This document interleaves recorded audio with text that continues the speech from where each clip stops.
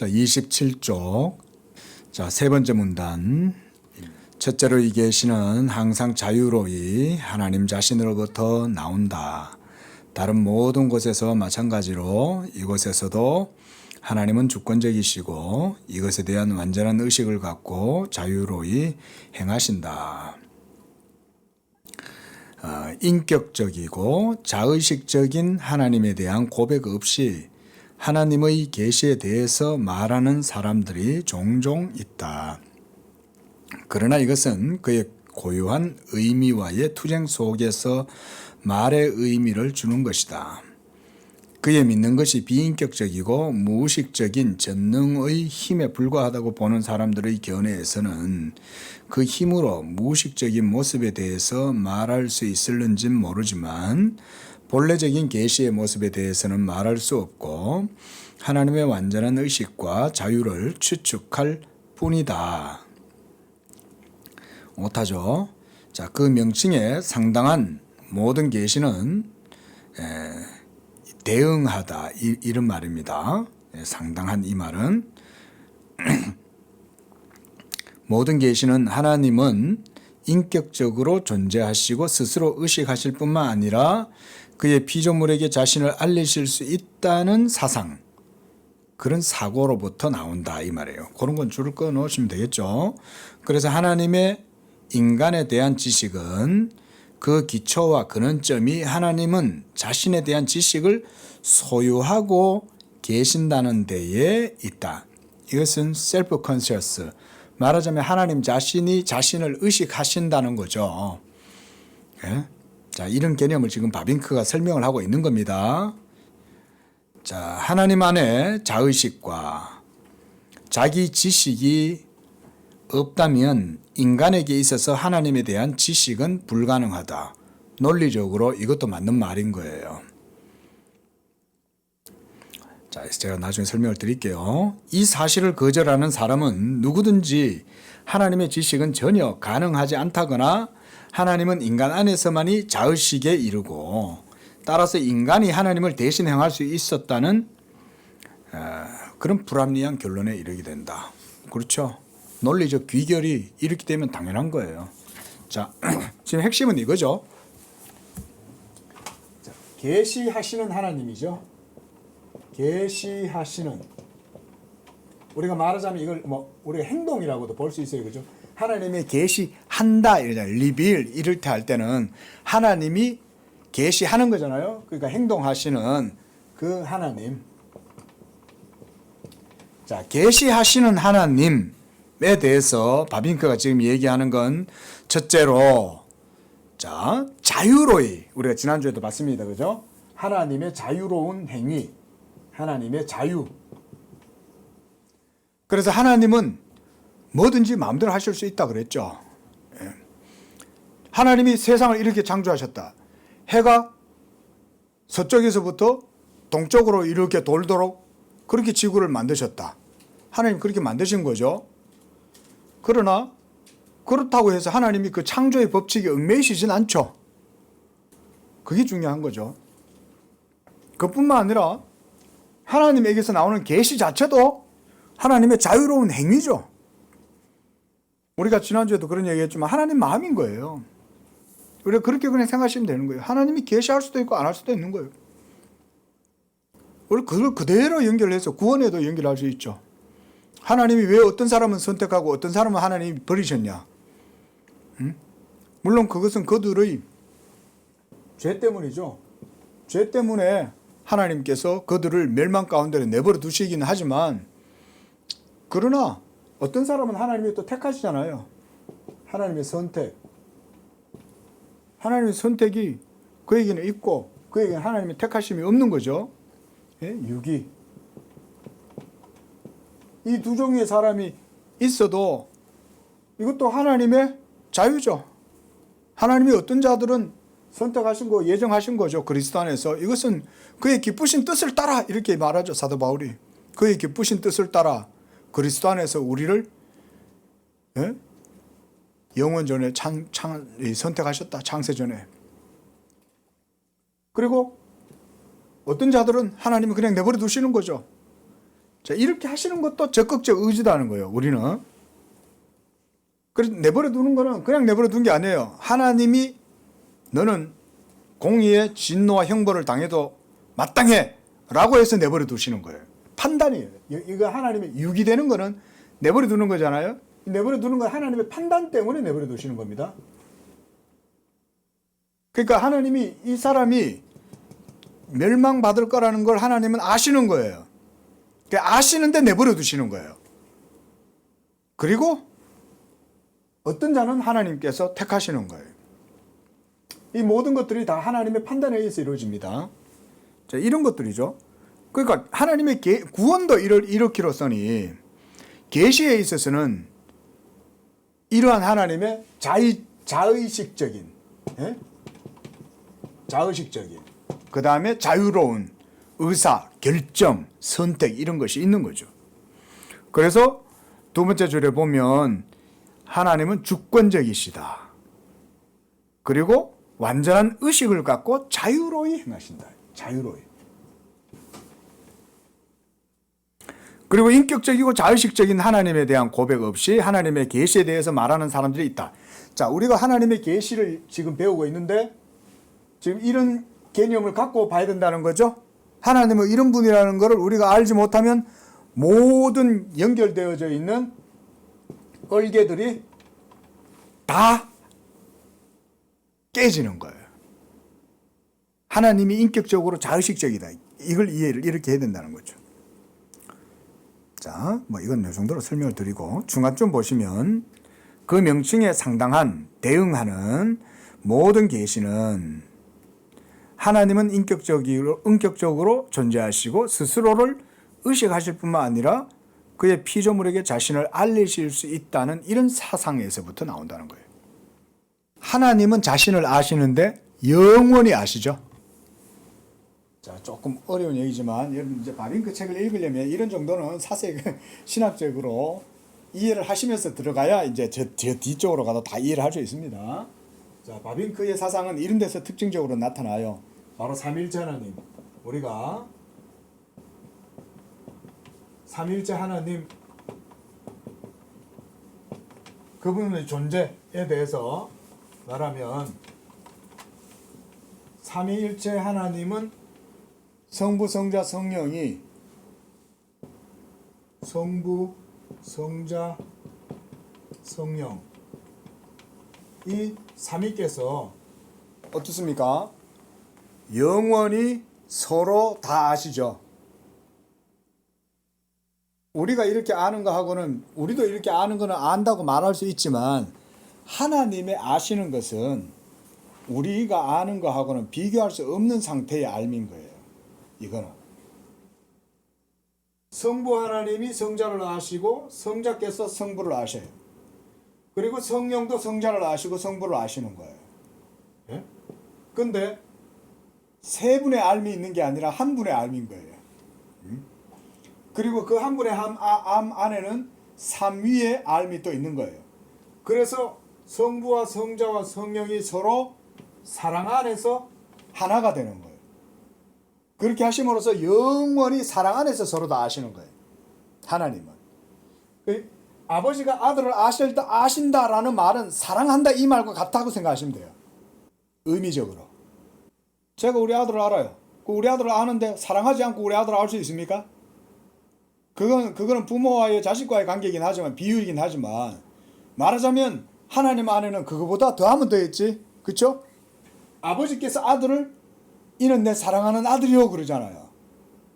그리고 아버지도 아버지요 그러잖아요. 아빠 그러잖아요. 예수님이 하나님을 향해서. 그러니까 그런 아심이 영원히 다 아시는 거죠. 그리고 기계적으로 아시는 것도 아니에요. 필연적으로 아시는 것도 아니에요. 필연적이란 얘기는 뭔가 어떤 조건성에 의해서 이렇게 딱 틀이 지어져 있다는 말이잖아요. 근데 그렇게 아시는 게 아니에요. 하나님이 아시는 것은 우리가 말로 표현하기가 어려운 거예요. 말하자면. 굳이 말하자면 제가 뭐 우리 건우를 알 때 사랑으로 알지 뭐 우리 건우를 어디 뭐 남의 집 자식 보듯이 그렇게 하겠어요? 벌써 내 자식이면 벌써 내가 사랑하면서 아는 거지. 그러니까 삼위 하나님 안에 있는 자의식이라고 하는 것은 이런 삼위일체 하나님의 영원히 서로 아심, 한마디로 그걸 우리가 그래서 최고의 신학이 사랑의 신학인 거예요.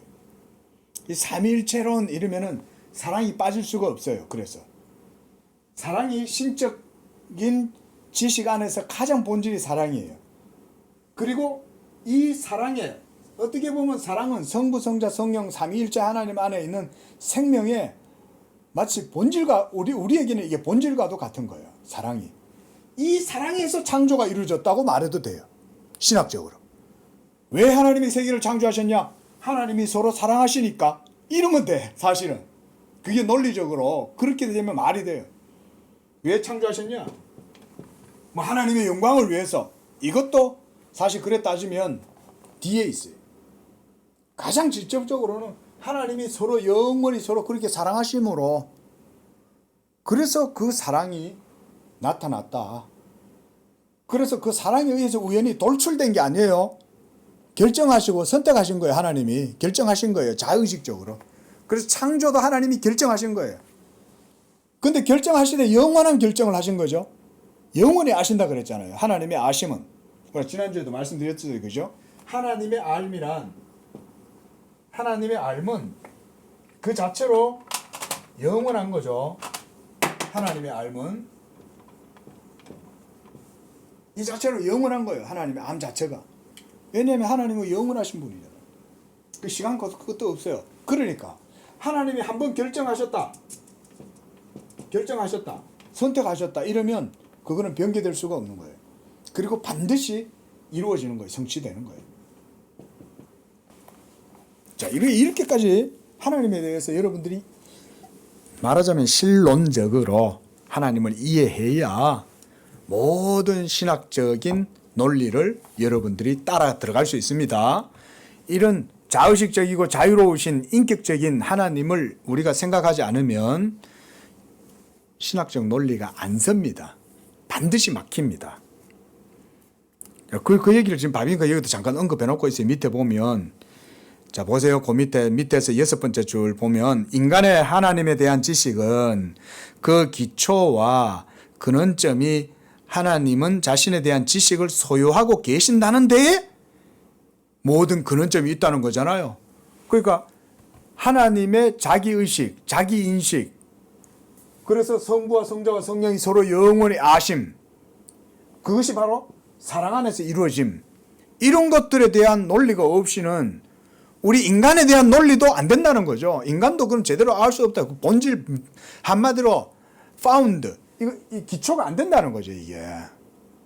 예? 그래서 하나님 안에 자의식과 자기 지식이 없다면 인간에게 있어서 하나님에 대한 지식도 불가능하다. 그게 소위 말하는 철학적으로 말하는 자연신론이나 이신론이나 또 범신론이나 이런 거죠. 세상에도 보면은 종교, 말하자면 사람들의 종교의 영역에도 신에 대한 이해가 있잖아요. 뭐 정형 숭배, 애니미즘도 있고 토템도 있고 저마다 다 신관념들이 있지 않습니까? 그러면 그걸 크게 양분하면 이신론과 범신론이에요. 그렇죠? 테이즘하고 판테이즘이라고 그래요. 이신론, 범신론이 있어요. 이 두 가지의 논리가 있지만 이런 것들로는 이런 하나님의 개념이 아니니까 우리 인간 자신에 대한 이해도 바르게 설 수 없다는 거죠. 그래서 칼빈이 기독교 강연을 쓰면서 가장 제일 먼저 했던 말이 뭐냐면 우리 사람을 아는 지식은 하나님을 아는 지식과 긴밀하게 연결되어 있다. 이렇게 말해요. 긴밀하게 연결되어 있다는 말이. 그게 그 신학적인 표현이죠. 우리가 참 어릴 때 보면 저도 다 누구나 질풍노도의 시기가 있잖아요. 그렇죠? 그 청소년기 때. 내 자신에 대해서 고민 안 해본 사람 없지 않습니까? 저도 많은 질문 던져봤어요. 나는 누구냐? 뭐 이러면서 혼자서 개똥치락 같은 거 하면서. 나는 누구냐? 나는 어디서 왔냐? 이거 때문에 제 나름대로는 고민 엄청 했습니다. 진짜. 미치도록 고민했습니다. 정말. 아무도 몰라요, 이거는. 예? 그건 본인밖에 모르죠. 근데 여러분들도 아마 다 안 하는 사람 없죠. 그런 고민 다 하죠. 근데 어때요? 대부분 그냥 살지 뭐 어떡할 거예요. 그냥 사는 거지. 다 그러고 사는 거 아니에요? 그러면서 그냥 자기가 할 수 있는 거 하고 뭐 그러면서 공부 잘하면 공부하는 거고 뭐 엔지니어를 잘하면 엔지니어를 하는 거고 뭐 그러면서 다 그냥 자기 밥벌이 해먹고 그러고 살다가 그냥 사는 거지 뭐 이러면서 사는 거잖아요. 그게 그냥 우리 일상적인 보편적인 그런 삶의 모습이 그런 거 아닙니까? 근데 하나님을 알기 시작하면 나를 알게 되는 거예요. 그때부터. 내가 누구냐? 누구도 답을 안 해줘요. 우주도 나에 대해서 답을 안 해준다 그랬어요. 사상가는. 우주가 내가 누구냐라고 대답하면 내가 그걸 너에게 대답해야 될 의무가 있냐 그러는 거죠. 우주는. 예? 답을 안 한다는 거죠. 아무도. 그러나 오직 하나님에 대한 참된 지식만이 인간 우리 자신들에 대해서 알려줄 수 있다는 거예요. 바빙크드에서 그런 말이죠. 말하자면 자 넘어가 봅시다. 자꾸 말이 길어져서 지난주 강의는 말이 너무 많아갖고 자 성경의 가르침은 전혀 다르다. 성경적 입장은 뭐냐? 비록 우리가 범접할 수 없지만 하나님이 거하시는 곳은 바로 이 영원한 하나님 그분 자신이 빛이에요. 그렇죠? 삼일째 하나님 자신이 빛입니다, 여러분.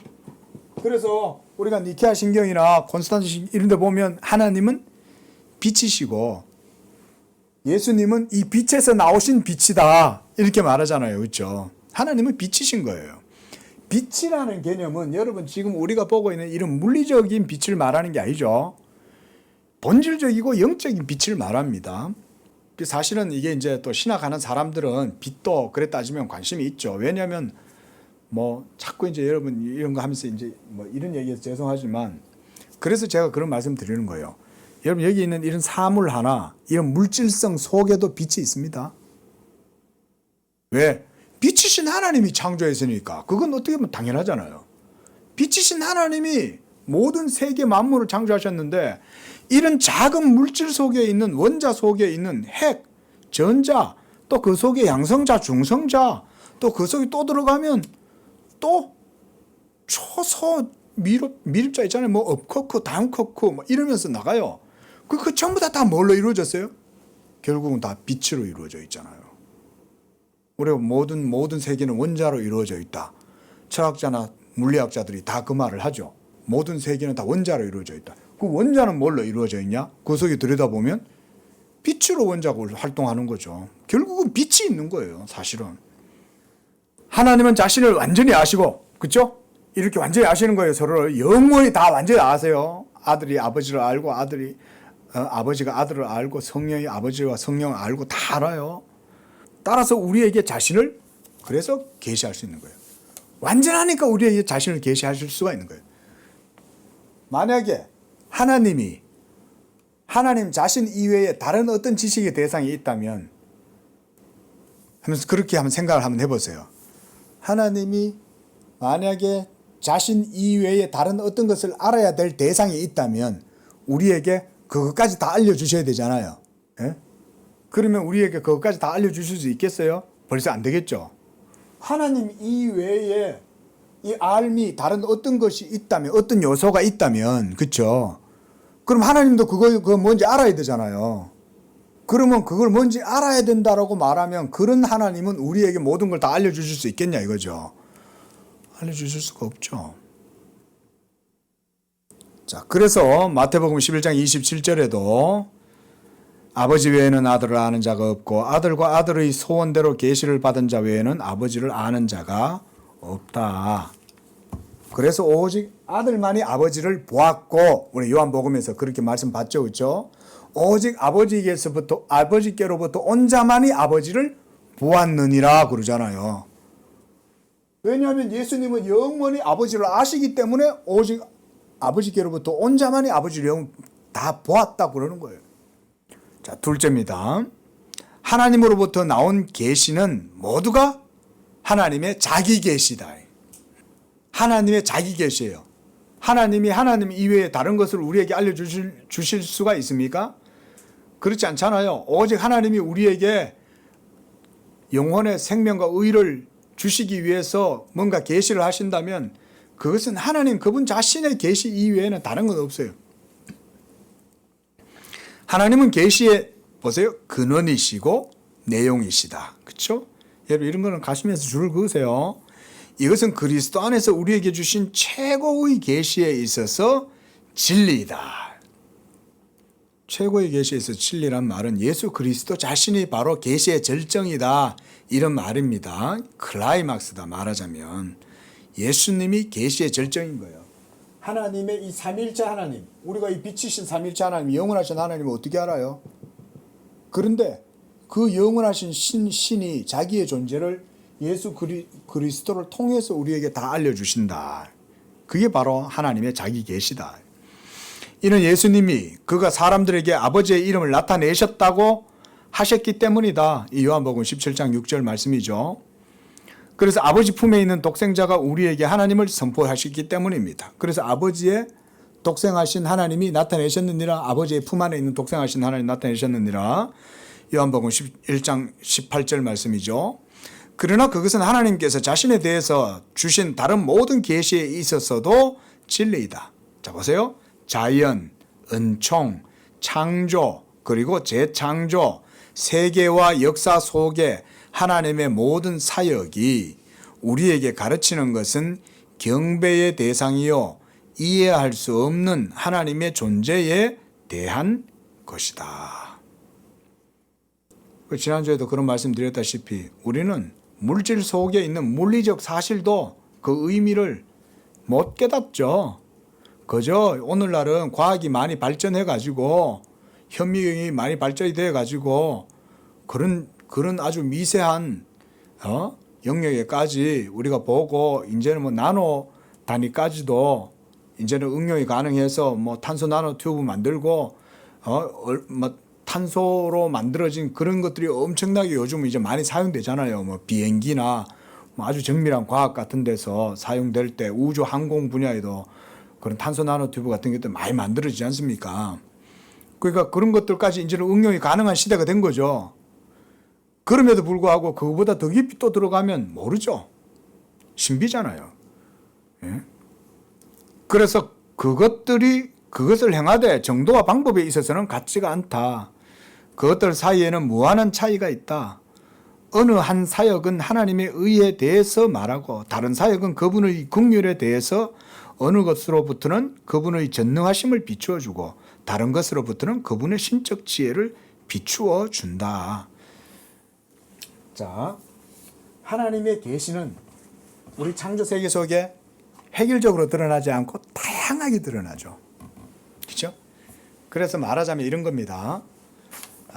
우리가 하늘을 나는 매의 그 눈을 보면서 야, 이 매의 눈이 이렇게 대단하다면 하나님의 눈은 더 얼마나 대단하겠냐 이런 생각할 수 있겠죠. 다양하죠. 하나님의 지혜에 무궁무진하죠. 사실은 하나님의 지혜는 무궁무진하고 다양하죠. 그래서 뭐 제가 지난주에 날아다니는 물고기 그래서 궁금해서 이름이 뭔지 찾아봤는데 날치라고 그래요. 날치 날개가 있어요. 그래가지고는 막 그게 보니까 제가 그 날치를 그래서 유튜브에서 한번 봤어요. 와 정말 대단하더라고요. 그 물고기가 막 이렇게 잡아먹으려 하니까요 날아버리는 거예요. 날아버리니까 물고기가 그걸 못 잡는 거야. 물 위를 날아가는데 어떻게 그걸 잡아먹어요. 그래가지고 날개 힘이 떨어지면 또 물속에 쏙 들어갔다가 물속에서 또 아주 재빨라요. 그러니까 그런 건 진화가 아니라 그랬죠. 하나님의 지혜의 무궁무진한 다양성을 보여주는 겁니다.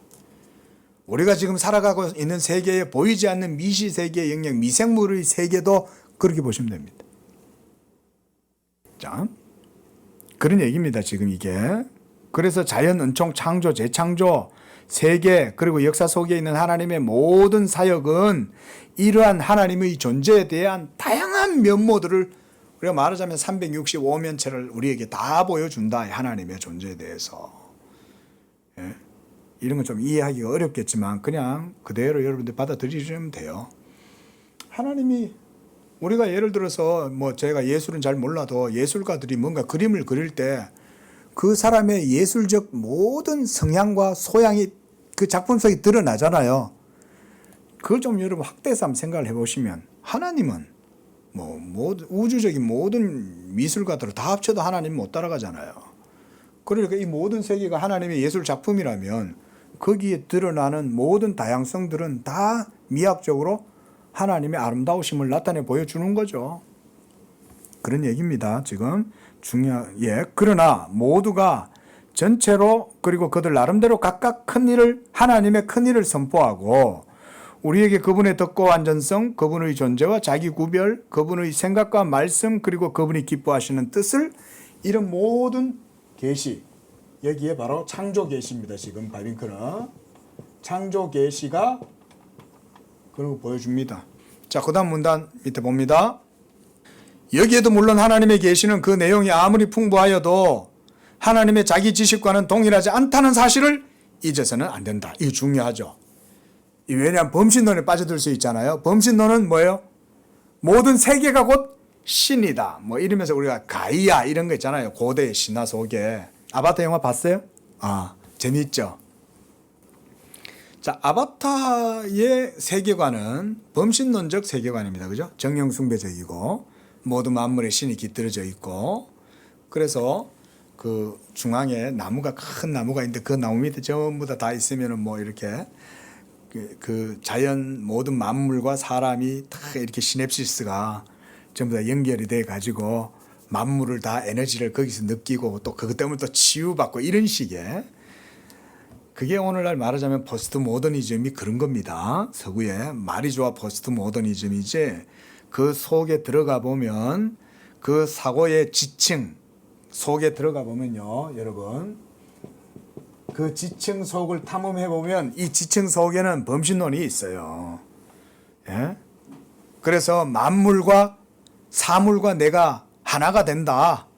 그래서 신과 내가 결합한다. 이런 사상이 그런 포스트 모더니즘 사상 속에 다 들어가 있습니다.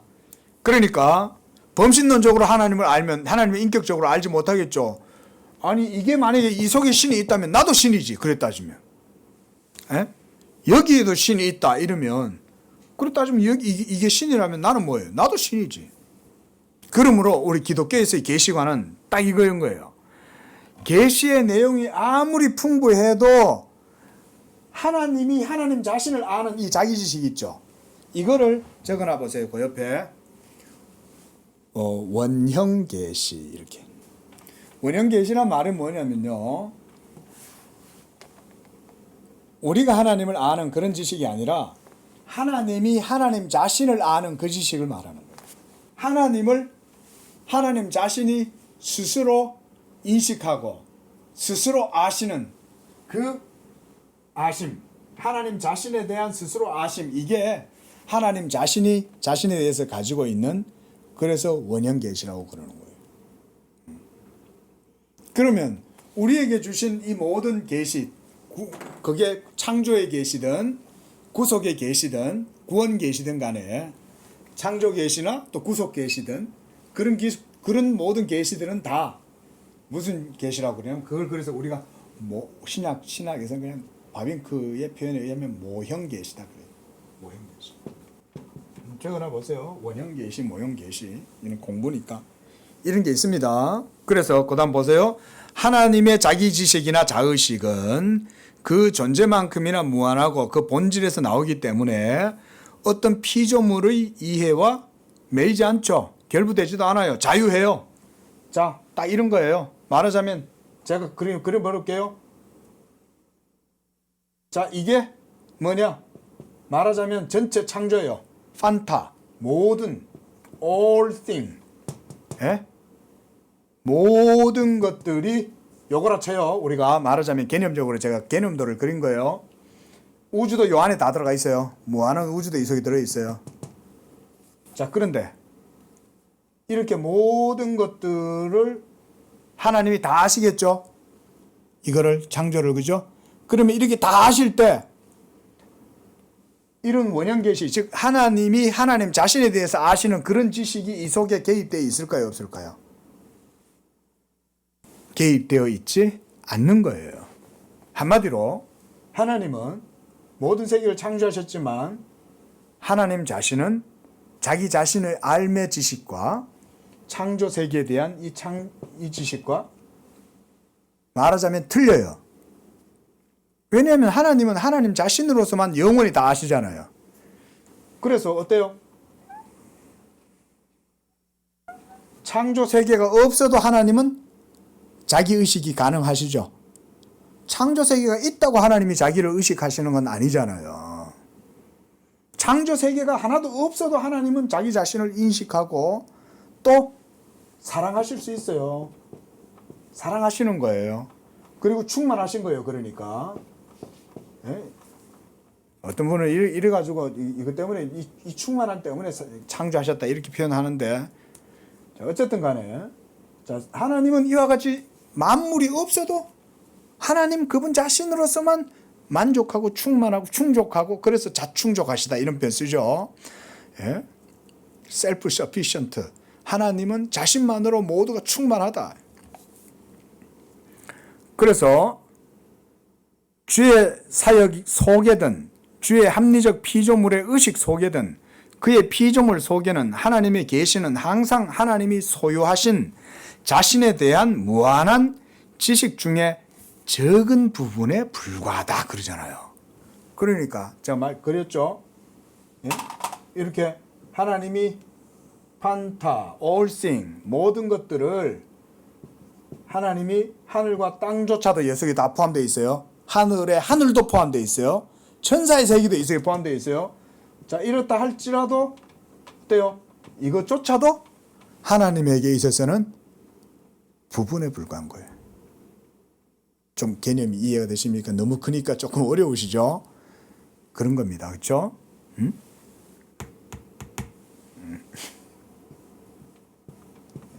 자, 이런 개념입니다.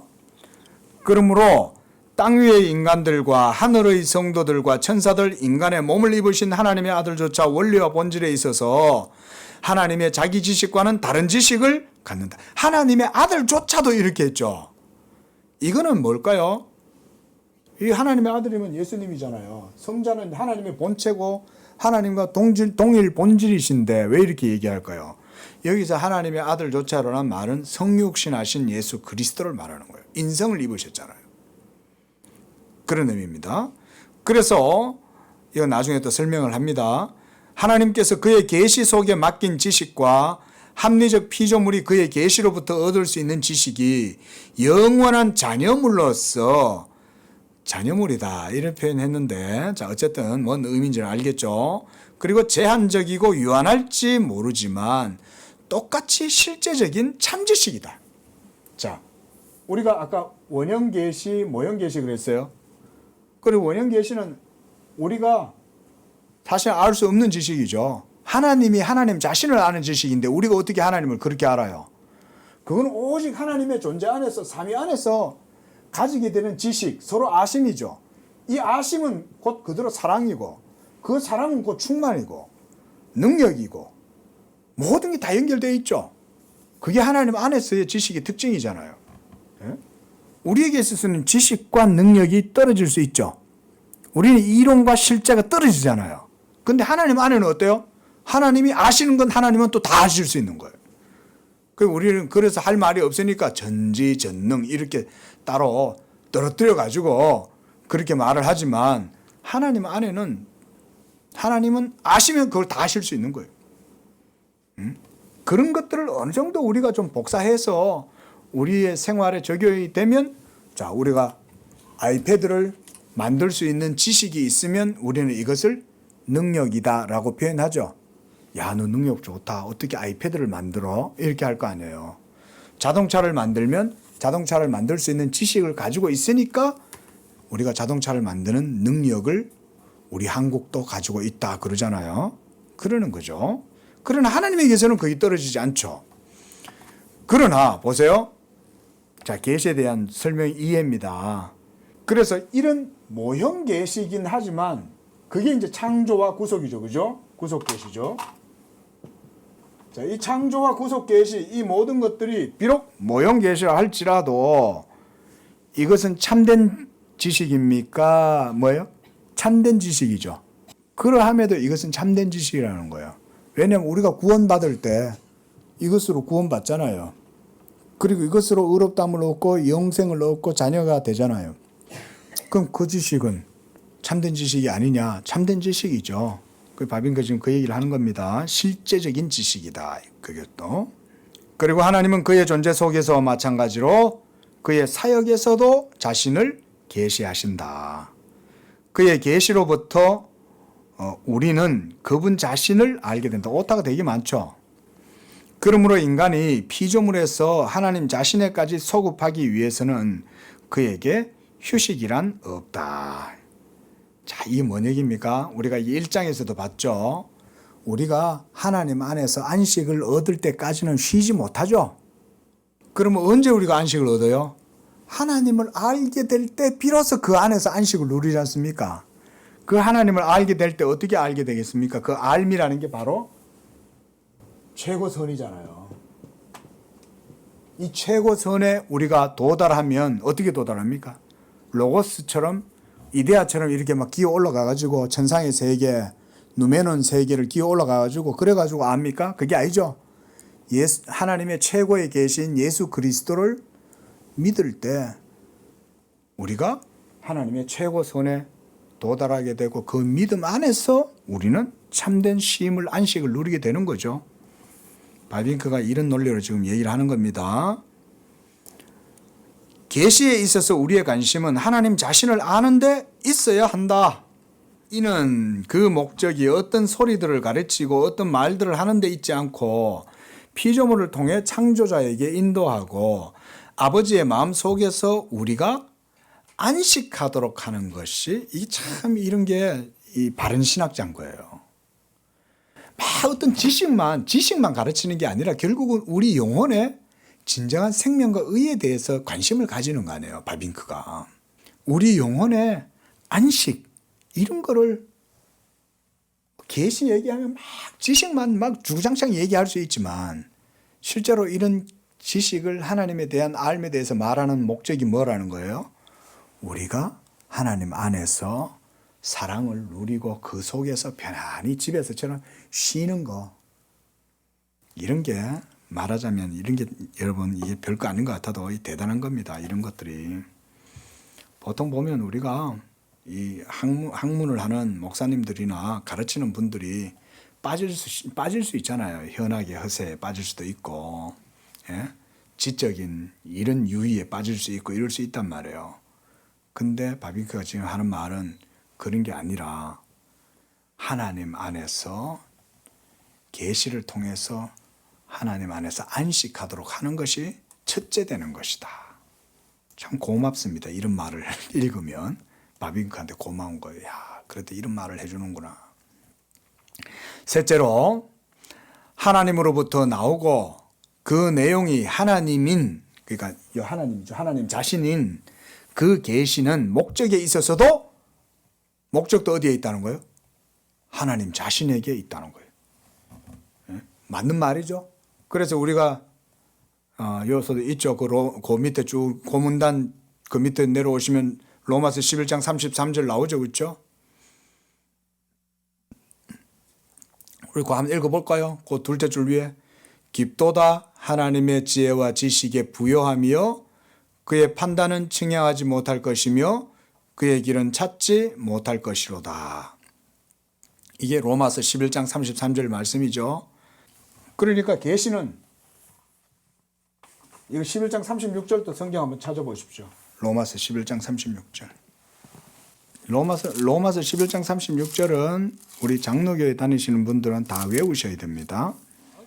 이는 만물이 주에게서 나오고 주로 말미암고 주에게로 돌아감이라.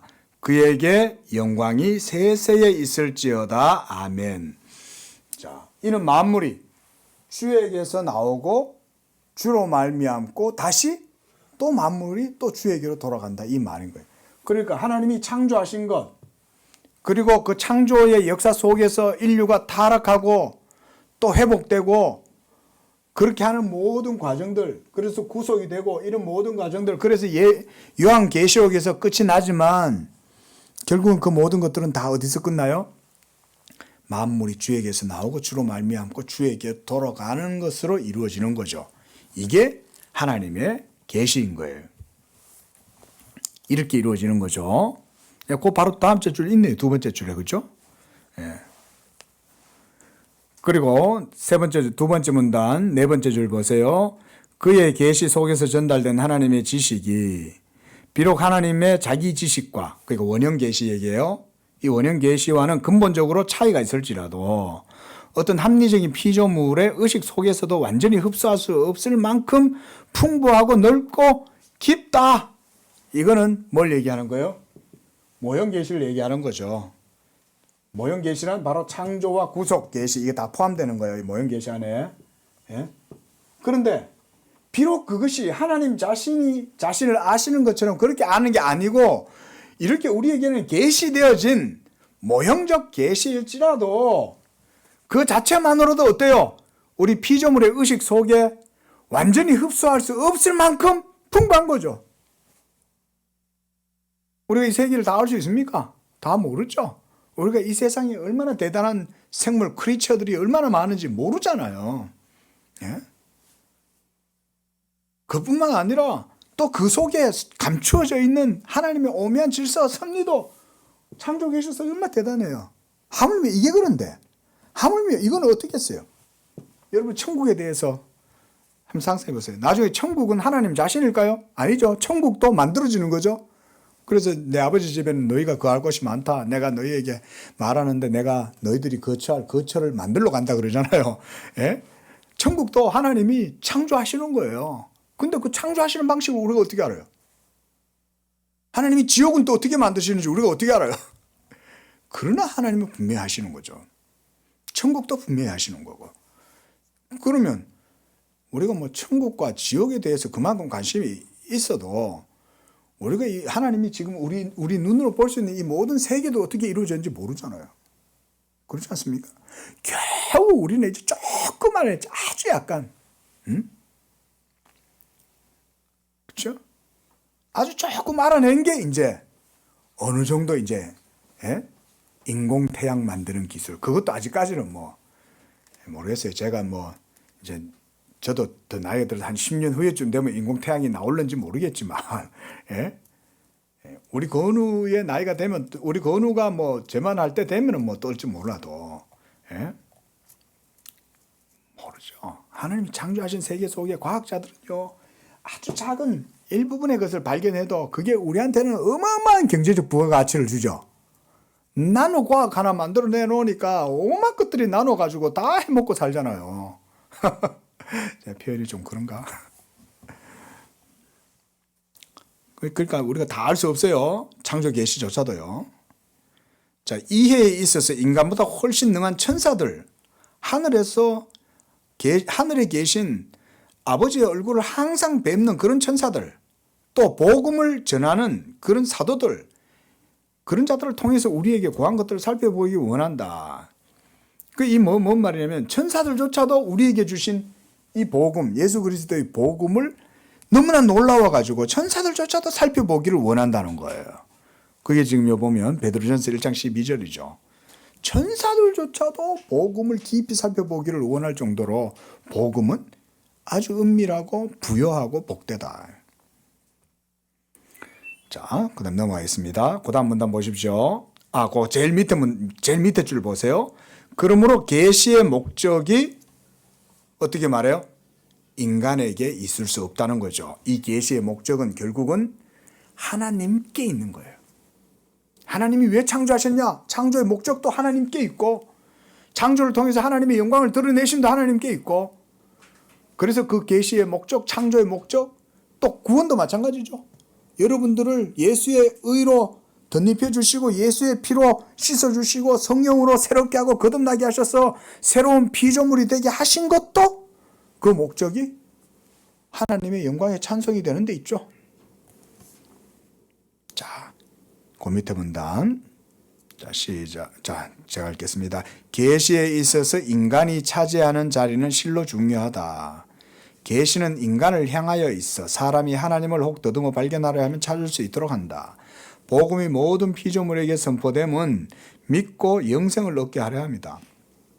그러나 이것이 계시의 최종적인 목적은 아니다. 그렇죠? 우리가 구원받는 것 자체로 끝나는 게 아니죠. 우리가 구원받음으로써 구원받은 자들이 세세토록 하나님을 찬양하도록 하기 위해서 우리를 구원하시는 거죠. 이게 복음이죠. 그래서 복음에는 하나님의 의가 나타난다 그러잖아요. 그래서 하나님은 인간에게서 안식할 수 없다. 이건 독특한 바빙크 신학의 표현이라고 저는 생각합니다. 앞에서도 안식에 대해서 말했지만 계속 안식에 대해서 말하죠. 그래서 오히려 모든 피조물과 더불어 그 머리로서 인간이 주의 모든 사역에 합당한 존영을 하나님께 돌리도록 하나님을 알고 헌신하는 것이 그래서 우리 구원받은 백성들, 언약 백성들의 본분이다. 그것이 인간을 통해서든 멀리 지나가든 하나님은 그의 계시 속에서 자신의 찬양을 준비하시고 자신의 이름을 영화롭게 하시고 그의 피조물 속에서 자신의 뛰어남과 완전성을 눈앞에 펼치신다. 계시는 하나님으로부터 나오고 하나님으로 말미암아 된 것이기 때문에 그 의도와 목적도 역시 하나님 그분 자신의 영광이 있는 거예요. 여러분 이거 사실 제가 이거 깊이 좀 설명해 드리고 싶어요. 예? 근데 이 텍스트에 너무 이제 좀 진도로 따라가야 되니까 근데 자 간단하게 제가 설명드릴게요. 빨리 알아차리세요. 찰떡같이. 자 보세요. 이게 뭔 말이냐면 하나님은 아까 뭐라 그랬어요? 하나님은 하나님 그분 자신으로서 영원히 다 아신다 그랬죠. 하나님은 자기 자신에 대한 자의식이 있어요. 그 자의식이 있으니까 성부와 성자와 성령이 서로 영원히 다 아시는 거예요. 그리고 그 아심 자체가 바로 서로의 사랑이요. 그것이 바로 또 충만인 거예요. 사랑이 너무 충만하니까. 그래서 플레로마 막 충만해가지고 풀 이 말이죠. 그래가지고 넘쳐 흐르는 거예요. 예? 이건 뭐 이데아로 생각하면 안 됩니다. 제가 표현을 그거밖에 못하는 거예요. 뭐라고 달리 표현할 길이 없어가지고. 예? 그러면 이 삼일체 하나님이 자신을 영원히 아시는 그 속에 하나님의 사랑이 있으면 이 사랑 안에 아들이 아버지를 아실 거 아니에요.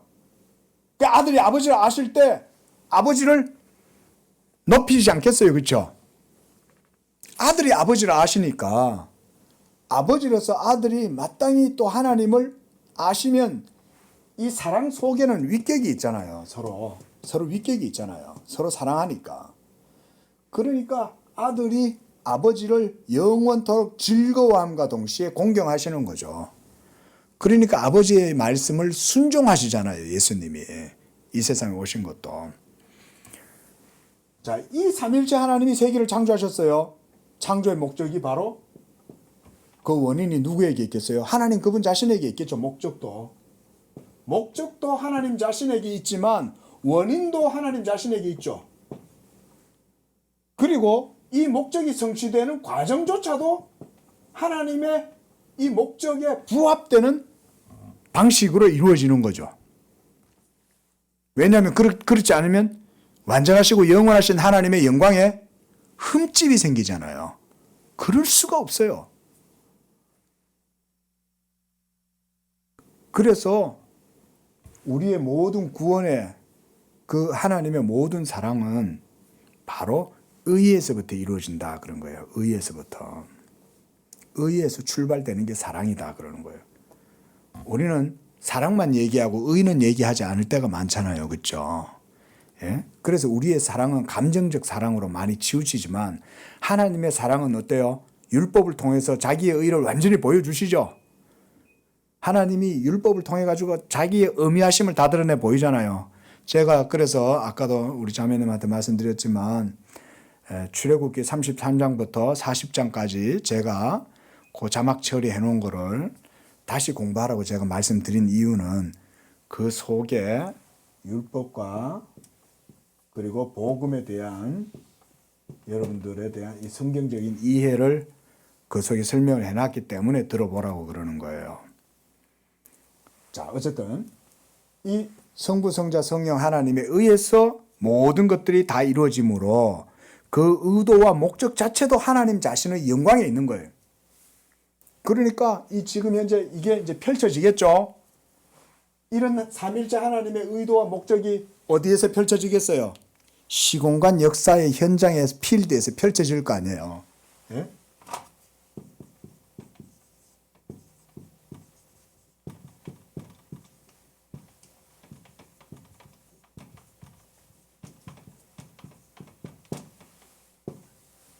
이게 우리가 말하는 하나님의 계시의 역사입니다. 다음 따라하겠습니다. 계시의 역사. 하나님의 계시는요, 우리가 눈에 안 보이고 하나님의 나라가 눈에 안 보여도 하나님은 지금도 하나님의 이 창조와 구속 계시의 목적, 이것을 이 계시의 역사 속에서, 시공간 역사 속에서 이게 이루어짐, 지금 펼쳐지고 있습니다.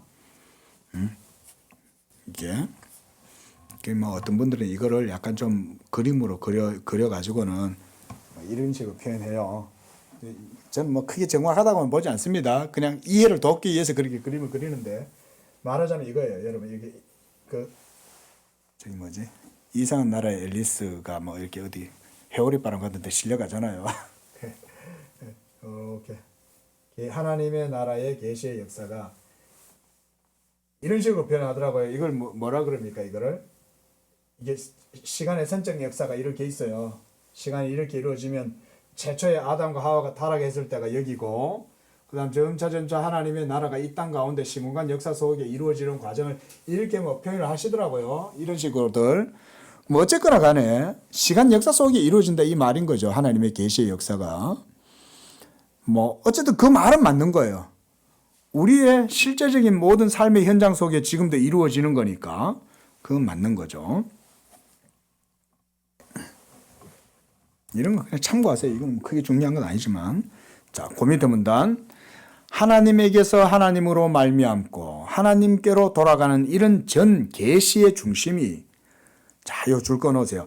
그리스도의 인격 속에 있고 동시에 그 안에서 절정에 이르고 있다.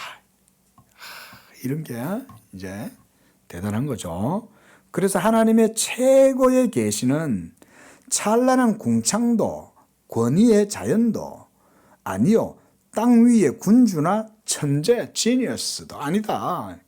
어떤 철학자나 예술가도 아닌 바로 누구예요? Son of Man, 인자, 사람의 아들 이시다. 그리스도는 육신이 되신 말씀이요, 태초에 하나님과 더불어 있었고 하나님이신 자요, 하나님의 독생자요, 하나님의 형상이요, 하나님의 영광의 광채시요, 그의 인격의 형체시요, 그를 보는 자는 아버지를 보는 자다. 그리스도인은 그의 신앙 안에 서 있다. 그 신앙 안에 서 있다. 예수 그리스도, 그를 믿는 믿음 안에 서 있다는 거죠. 즉 그는 하나님이 보내신 자인 예수 그리스도의 인격 속에서 하나님을 알게 되었다. 어두운 데서 빛이 비치리라 말씀하시던 그 하나님께서 예수 그리스도의 얼굴에 있는 하나님의 영광의 빛을 우리 마음에 비치셨다. 자, 이 중요한 표현이 있죠. 자, 하나님에게, 삼위일체 하나님에게서부터 나오고 그 하나님으로 말미암고 그 하나님께로 돌아가는 이런 로마서 11장 36절의 사도 바울의 신앙 고백이 어디에서 그 정점에 도달했다는 거예요? 그 계시의 중심이 거기 뭐라고 적혀 있어요? 읽어보세요. 뭐라고 되어 있어요? 이건 여러분들이 말을 해야지. 그리스도의 인격 속에 있다는 거잖아요.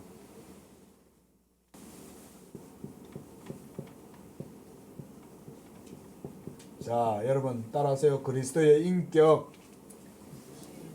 그리스도의 인격이면, 다시 한번 우리가 말하면, 그리스도의 한 인격 안에 두 성품이 있죠. 뭐예요? 그렇죠? 신성과 인성이 있죠. 이 두 신성과 인성, 예? 이것이 그리스도의 한 인격 안에 연합되어져 있죠. 그래서 이것도 따라해 봅시다. 연합. 연합되어져 있습니다.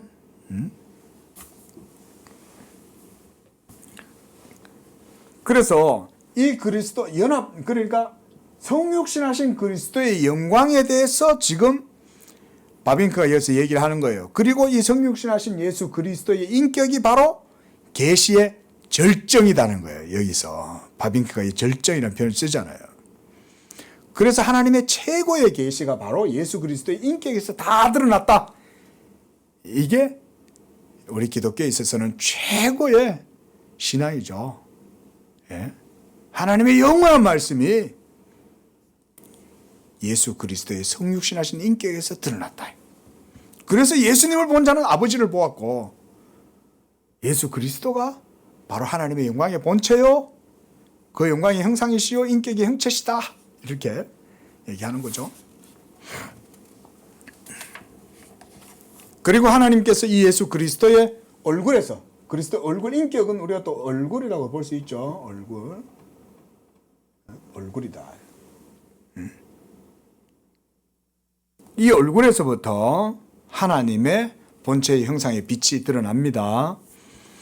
자, 그러나 이런 높은 견지로부터 그리스도인들은 앞뒤 자신의 주위의 모든 면을 바라본다. 그때 그가 그리스도로 인한 하나님의 지식으로 그의 눈길을 자연과 역사 위에, 하늘과 땅 위에 돌릴 때 그는 어느 곳에서든지 그리스도 안에서 아버지를 알고 경배했던 것과 같은 하나님에 대한 흔적을 발견한다. 참 대단하다. 자, 하늘과 땅 위에, 그리고 눈길을 자연과 역사 위에 돌릴 때 구속주 하나님이신 이 예수 그리스도의 인격에서 빛나는 그 하나님의 지식이 이제는 어디에서 드러난다? 모든 창조의 세계 속에서 드러난다는 거죠. 그러니까 시편 기자가 그렇게 찬양하는 거죠. 자, 그다음 문단. 자, 하나님의 말씀의 빛으로 모든 것을 보는 그리스도인은 보는 것이 결코 좁지 않다. 계시의 눈으로 보니까요. 그의 마음과 포부가 넓다. 그는 모든 땅을 훑어보고 모든 것을 자기 것으로 간주한다. 이는 그가 그리스도의 것이고 그리스도는 하나님의 것이기 때문이다. 그는 그의 생명과 구원을 근거로 한 그리스도 안에 있는 하나님의 계시는 특별한 성격을 띄었다는 신앙을 버릴 수 없다. 그렇다고 이 신앙이 그를 세상으로부터 격리시키는 게 아니라 오히려 그로 하여금 자연과 역사 속에 하나님의 계시의 흔적을 찾으려는 태도를 취하게 하고 그의 손에서 참되고 선하고 아름다운 것을 깨닫게 하고 인간의 잘못과 죄의 혼합과 구별할 수 있는 그런 수단을 이런 계시에 대한 신앙은 준다는 거예요. 자, 이거 독특한 바빙크의 저는 세계관이 여기에 들어가 있다고 봅니다. 한마디로 이게 이제 기독교적 세계관이죠. 세계를 어떻게 보냐에 따라서 그 관점을 따라서 세계를 이해하고 또 세계에서 삶을 살아갈 거 아닙니까? 그렇게 얘기합니다. 자, 그 밑에 문단까지 한번 보겠습니다. 그렇게 해서 그는 일반 계시와 특별 계시를 구별하게 된다. 일반 계시에서는 하나님의 현상과 형상 같아요. 이건 제가 번역을 좀 봐야 될 것 같아요. 현상과 사건의 평상적인 과정을 사용하시고 반면 특별 계시에서는 인간이 자신을 알도록 하기 위해서 비상한 수단과 현상, 예언, 기적을 쓰시곤 하신다. 첫 번째 것의 내용은 특히 능력과 지혜와 선의 속성이지만 두 번째 것의 내용은 특히 하나님의 의와 거룩, 긍휼, 은혜이다. 자, 첫째 것은 창조 계시예요. 둘째 것은 구속 계시를 얘기하는 겁니다. 그래서 첫 번째 계시는 창조 계시죠. 모든 인간을 향해서 일반 은총에 의해 죄의 폭발을 억제하게 하지만 두 번째 계시는 복음 아래 생활하는 사람에게만 이 구속 은총은 미치는 거죠. 말하자면 여기 계시는 우리 양재교회에서 지금 예배드리고 하나님 말씀을 배우고자 힘쓰는 여러분들에게 있는 거예요. 그래서 특별 은총에 의해서 죄를 용서해 주시고 중생으로 영화롭게 하는 것이다. 자, 이렇게 바빙크는 지금 일반 계시를 얘기하면서 아주 그 계시의 풍부한 사상들을 어때요? 삼위일체로부터 다 끌어내는 거죠. 그리고 이 모든 창조 계시의 원인과 과정과 목적도 다 결국은 누구에게로 귀결돼요? 삼위일체 하나님께로 다 귀결되는 것이다. 그런 말을 하는 거죠. 이런 게 이제 개혁신학의 아주 특히 바빙과도 이렇게 계시를 아주 뛰어나게 지금 설명을 해주는 거지 않습니까? 자, 우리가 오늘 이제 마치면서요. 오늘 핵심적인 거 많이 했지만 특히 여러분들이 좀 기억하실 거는 삼위일체 하나님 그분 자신이 자신에 대해서 아는 것, 원형신학. 그런데 이 모든 창조의 계시는 비록 원형신학이 아니라 모형신학일지라도 이런 것들은 우리에게 있어서는 실제적인 지식이죠. 그렇죠? 그리고 이 모형신학에서도 하나님의 창조의 계시와 구속 계시를 또 우리가 구별해서 나눌 수 있지만 이런 모든 것들조차도 사실은 이거조차도 신비죠. 창조조차도. 우리가 뭐 눈에 보인다고 이거 다 압니까? 모르잖아요. 지구와 태양과의 거리가 어떻게 해서 이렇게 정확하게 정해져 있고 그것이 어떻게 지구의 모든 생명체의 생존 조건에 가장 적합한 수치로 주어져 있는지 우리 그건 모르죠. 하나님이 하시니까 아는 거죠. 그 외에는 어떻게 알아요? 그래서 지구가 태양으로 조금만 가까이 가거나 조금만 멀리 떨어져도 지구의 모든 생태계가 변화를 맞죠. 정확하게 계산이 이루어져 있는 거예요. 그런데 하물며 구속계시는 어떻게 했어요? 이 구속계시는 더더욱이 모르죠. 우리가 어떻게 알겠어요? 모든 것 다 신비에 둘러싸여져 있지만 어때요? 하나님이 우리에게 모든 것들을 다 성경 속에 우리가 구원받고 또 배우고 삶을 살아가고 그래서 우리 삶에 적용하고 이렇게 하는 것까지도 성경 안에서 다 가능하도록 주어져 있죠. 얼마나 아버지 하나님의 사랑이 큽니까? 이런 게 하나님 사랑 아니에요. 자, 결론적으로 이거죠. 이게 핵심이죠. 이 모든 이런 삼위일체 하나님 원형 신학, 원형 지식 이런 것 그리고 모방 신학, 말하자면 모형 신학 이런 모든 지식들이 모두 다 이제 어디에서 다 총화를 이루었다 말하자면 그리스도 예수의 인격 안에서 최고의 계시의 절정이 여기에 도달해서 여기에서 다 드러난다. 그러니까 목사가 얼마나 즐겁겠어요. 재미있죠. 이런 하나님의 계시가 이제는 우리가 이런 율법 시대에 사는 게 아니라 이제는 율법이 보여주고 율법이 실체라고 지시하고 가르치고 상징하고 그림자로 보여주고 몽학 선생들이 그렇게 가르쳤던 그 실체, 그렇죠? 우리는 지금 이 실체를 믿고 지금도 그 복음을 지금 이렇게 듣고 배우고 이러고 지금 살아가는 시대 속에 있잖아요. 얼마나 놀랍습니까? 뭐 시간만 더 있으면 방금 읽었던 그 문단도 다시 한번 좀 말씀을 좀 드리고 싶은데요. 자, 앞으로도 할 기회가 있겠죠. 자, 기도하겠습니다. 자비로우신 하나님 아버지, 감사와 찬양과 영광을 하나님께 드립니다. 하나님께서 우리를 그리스도 안에서 영원전부터 아시고 우리를 택하셔서 불러주시고 이제 때가 되어 이와 같이 우리 양재교회에서 또 한 몸이 되게 하시고 이곳에서 우리 주님을 찬양하고 우리 주님을 알아가고 그 안에서 하나님의 자비와 사랑을 누릴 수 있도록 은혜 주시니 감사합니다. 하나님 아버지, 우리에게 주신 예수 믿는 이 믿음, 금보다 귀한 믿음을 이 한 주간도 또 붙들고 이 세상에서 살아갈 때 우리 성도들의 삶 속에 이 복음의 은혜와 능력이 있게 하시고 이것을 통하여 우리가 온전히 하나님께 찬양을 드리고 하나님께 영광을 돌리는 그런 복된 믿음, 그런 삶이 되게 도와주시옵소서. 또 우리 모든 성도들의 삶도 하나님이 이러한 복음의 권세, 언약의 은총으로 함께하여 주옵소서. 예수님의 이름으로 기도합니다. 아멘.